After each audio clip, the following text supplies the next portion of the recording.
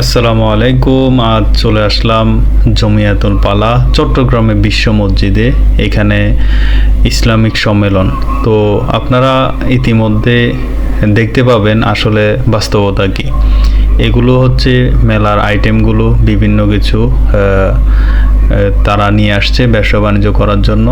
আর সবচেয়ে বেশি যে জিনিসটা আসছে ওটা হচ্ছে আতর, তারপর হচ্ছে সুন্দরবনের মধু। জিজ্ঞাসা করলাম এগুলার সিল বা অনুমতি এগুলো কোথায়, বললো যে না, তারা একটা কালেকশন করে বোতলজাত করে বিক্রি করে। তো আসলে এটা সত্যতা কতটুকু আপনারা জানাবেন। আর এই যে আতরগুলো, এগুলো সব দেশের বাইরে থেকে ইম্পোর্ট করা, তো এখানে আমদানি করে নিয়ে আসে তারা। আর এখানে দেখেন জুতার সমারোহ প্রচুর। এখানে প্রত্যেকটি জোড়া নাকি 200 করে, একেবারে সিম্পল প্রাইজে তারা বিক্রি করতেছে। তারপরে আমার দৃষ্টি পড়ল এই কাপড়গুলোর মধ্যে। আমি দূর থেকে মনে করেছিলাম এগুলো হয়তো বা শাল জাতীয় কিছু একটা হতে পারে। তারপরে কাছে এসে জানতে পারলাম যে না, এগুলো পাঞ্জাবের পিস। প্রতি পিজে একটি করে পাঞ্জাবি হবে, অথবা বড় বড় যে আস্কানগুলো আছে ওগুলো তৈরি করা যাবে। আপনার যেমন খুশি তেমন বানাতে পারবেন। বিভিন্ন কালারের, বিভিন্ন ডিজাইনের, বিভিন্ন নকশা করা এইগুলো সবচেয়ে বেশি আসছে। আর অনেক ধরনের টুপি, ছোট বড় বিভিন্ন কালারের টুপি এখানে নিয়ে আসছে দেশের বিভিন্ন জায়গা থেকে। এখানের অনেক ব্যবসায়ী আসছে ঢাকা থেকে, আর কেউ কেউ আছে চট্টগ্রাম, নিউ মার্কেট, রিয়াজউদ্দিন বাজার, তারপর হচ্ছে পাহাড়তলি, বিভিন্ন জায়গা থেকে তারা এখানে মূলত ইসলামিক সম্মেলনকে কেন্দ্র করে তারা এখানে চলে আসছে। তো আমি ভাবতেছি আসলে এটা কি ইসলামিক সম্মেলন নাকি মেলা চলতেছে, সেটাই বড় প্রশ্নের বিষয়। এই যে পায়জামাগুলো দেখতেছেন, এই পায়জামাগুলো স্টিচ করা 200-250 টাকা করে বিক্রি করা হয়। বিভিন্ন সাইজের আছে, আপনার পছন্দ হলে এখান থেকে অল্প রেটে রেডিমেড পায়জামাগুলো নিয়ে যেতে পারেন। কিছু স্টিচ করা আর কিছু আছে এমনিতে সুতির, স্টিচ হয় না এমন। আর এই যে আতরের যে বক্সগুলো, যে বোতলজাতগুলো, আসলে এগুলো আপনার দৃষ্টি নন্দিত এবং আপনার মন কেড়ে নিবে এমন খুব সুন্দরভাবে তারা ডেকোরেট করেছে। এবং ভিতরে ফ্লেভার আসলেই মনোমুগ্ধকর, খুবই ভালো লেগেছে। আমি কয়েকটা ফ্লেভার দেখেছি। তো এখানে আরো একজন ভাই, উনিও বলতেছে এটা সুন্দরবনের মধ্যে। ওনাকেও একই প্রশ্ন করলাম, এটার মধ্যে কোনো সিল বা কোনো অনুমোদিত নকশা নেই কেন?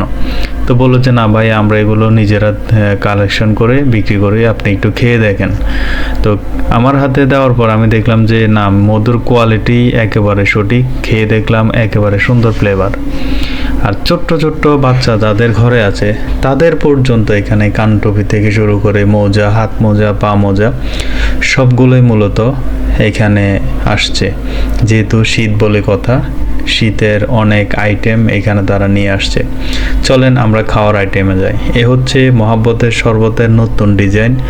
এটা আপনাদের আপেল, কমলা, মালতা, আপেল, তারপর হচ্ছে ড্রাগন ইত্যাদি ফল দিয়ে তারা তৈরি করেছে। বড় বোতলটা 20 টাকা, ছোটটা 10 টাকা করে।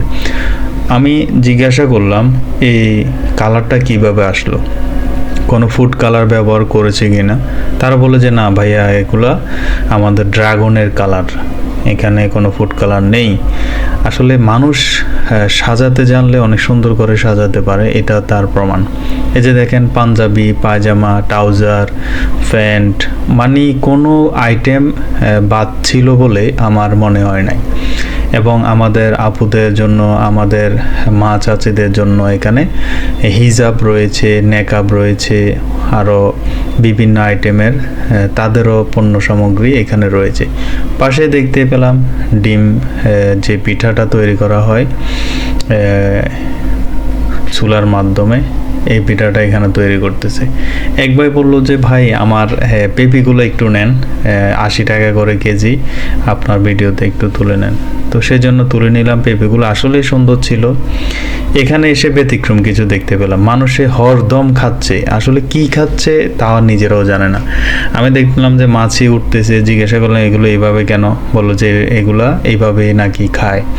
আর এটা হচ্ছে ঝাল চানাচুরের জন্য মশলা তৈরি করেছে, সবগুলো কিন্তু ওপেন, কোনোটার উপরে আবরণ নেই, কিছু নেই। আমি বললাম যে এগুলো ওপেন রেখেছেন কেন, বলার সাথে সাথে উনি ঢাকার ব্যবস্থা করেছে, অথচ ওনার এটা আগে করা উচিত ছিল। তো আমরা যা খাবো দেখে খাবো, কেমন। তারপরে চলে আসলাম, উনি একেবারে গরম গরম ঝাপা পিঠা বলা হয়, আমাদের কুমিল্লা অঞ্চলে খোলা পিঠা বলা হয়। তো বললাম যে এগুলো খাওয়ার মাধ্যম কি, কি দিয়ে খাবো? বললো যে একটু ঘুরে সামনে যান, এখানে আপনার কাসকি শুটকি, সরিষা ভর্তা, চিংড়ি শুটকি, ধনিয়া পাতার ভর্তা, মালাই শুটকি, লইট্টা শুটকি, চাপা শুটকি, সবগুলোর ভর্তা রয়েছে। আর মেলায় আসবেন অথবা ওয়াজে আসবেন, হালিম খাবেন না তা কি হয়? গজার ক্ষেত্রে এসেও কিন্তু সেম একই কন্ডিশন দেখতে পেলাম। এখানে ছোট বড় অনেক গজা রয়েছে, তবে সবগুলোই ওপেন। মাছি হরদম আনন্দ ভর্তি করতেছে এগুলোর উপরে।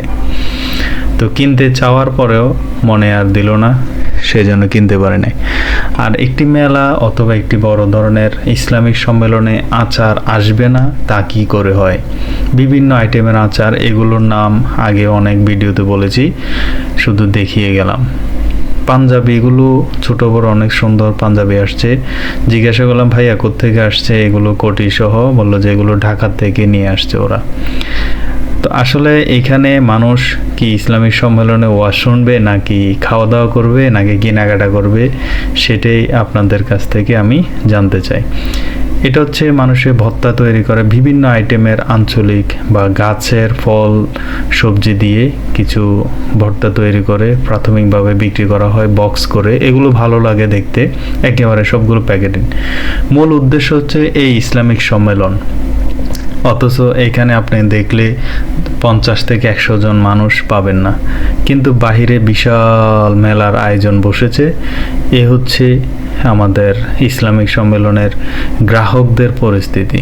এইখানে দেশের বিভিন্ন সুনামধন্য রাইটারের বই এবং বিভিন্ন মনীষীদের, নবীদের, সাহাবীদের জীবন কাহিনী নিয়ে খুব গুরুত্বপূর্ণ কিছু বই নিয়ে আসছে বিভিন্ন শিক্ষা প্রতিষ্ঠানের শিক্ষকরা। তো যার যে পছন্দ হয় সেটা, রাসূলের 24 ঘন্টা আমল কি কি করতেন, তারপর হচ্ছে জীবন উপভোগ করুন কিভাবে, বিভিন্ন আদর্শনীয় বই আছে এবং উসুল ইমান, তারপর হচ্ছে রহমতের নবী মুহাম্মদ সাল্লাল্লাহু আলাইহি সাল্লাম। এখানে দেখতে পেলাম ছোটদের